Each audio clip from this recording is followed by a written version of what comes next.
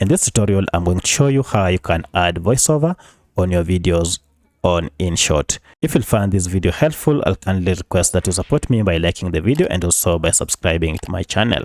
So if you want to add voiceover on your video, it is quite simple. Just head over down here and then tap on this option called audio. From audio, you will see we have these options: music, effects, record, and AI speech. To add voiceover, go ahead and tap on record and then allow InShot to record audio while using this app, and then okay. And now if you are ready, you have just go ahead and turn on the countdown. So I'll move this to here and then turn on. Now once you are ready, move the cursor from where you want the voiceover to start. So for my case, I want it to start from the beginning here, so I'll move it there.